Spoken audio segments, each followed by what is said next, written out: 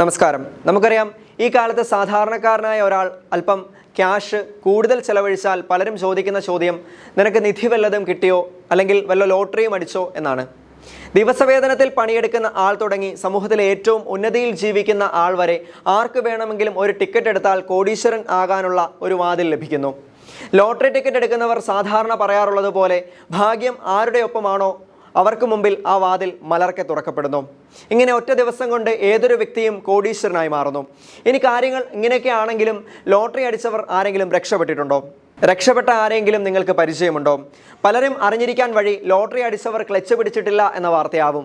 Lottery അടിച്ച് പണം കിട്ടിയവരിൽ പലരും പിൽക്കാലത്ത് അവർക്കുണ്ടായിരുന്ന സാമ്പത്തിക സ്ഥിതിയിൽ നിന്ന് പോലും താഴ്ന്ന് പാപ്പരായി വീട്ടിലെ ഉപകരണങ്ങൾ ഉൾപ്പെടെ കതക് പോലും വിൽക്കേണ്ടി വന്ന സംഭവങ്ങൾ നമ്മൾ കണ്ടിട്ടുണ്ട്. ഇവയിൽ നിന്ന് വിഭിന്നമായി വന്നുകയറിയ മഹാലക്ഷ്മിയെ കൂടെ നിർത്തുന്നവരും ഉണ്ട്. എങ്കിൽ കൂടി ഭൂരിഭാഗം ആളുകളും കടുത്ത സാമ്പത്തിക തകർച്ചയിലേക്ക് പോകുന്നു. എന്തുകൊണ്ടാണ് ഇവർക്ക് ഇങ്ങനെയുള്ള സാമ്പത്തിക പ്രതിസന്ധി വരുന്നത്? അതിനൊരു ഉത്തരമേ ഉള്ളൂ. പെട്ടെന്ന് ലഭിക്കുന്ന പണം ആയതുകൊണ്ട് പലർക്കും അത് എങ്ങനെ വിനിയോഗിക്കണം എന്ന കൃത്യമായ പ്ലാനോ ധാരണകളോ ഒന്നും തന്നെയില്ല.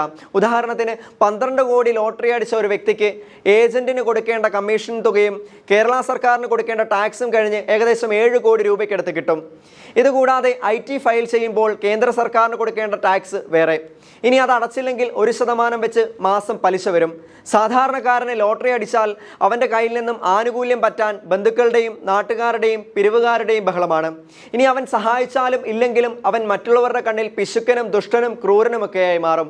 25 കോടി രൂപ ബെമ്പറടിച്ച ഓട്ടോ ഡ്രൈവറായിരുന്ന അനൂപ് എന്ന വ്യക്തി പറഞ്ഞത്, ലോട്ടറി അടിച്ച് അടുത്ത ദിവസങ്ങളിൽ അദ്ദേഹത്തിൻ്റെ ഓട്ടോയിൽ കയറിയ ഒരു സ്ത്രീയോട് കൂലി ചോദിച്ചപ്പോൾ മോൻ അതിൻ്റെ ആവശ്യമുണ്ടോ എന്ന് ചോദിച്ച് അത് നൽകാതെ പോയി എന്നാണ്. ഇതുപോലെ ലോട്ടറി അടിച്ചവനെ തേടി പല പിരിവുകാരും കമ്മിറ്റിക്കാരും ആ നാട്ടിലെ സംഘടനാ പ്രതിനിധികളും ഒക്കെ എത്തുന്നത് പതിവാണ്.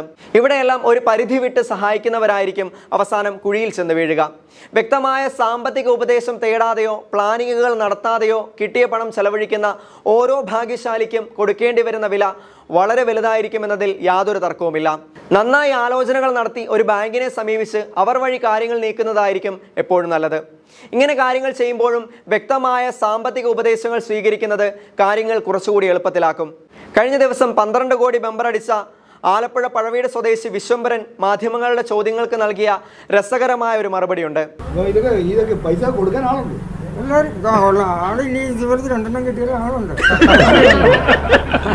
എന്നെ കാണുന്ന പ്രിയ പ്രേക്ഷകരെ, ഒരിക്കൽ നിങ്ങളെയും ഈ ഭാഗ്യം തേടിയെത്തിയെന്ന് വരാം.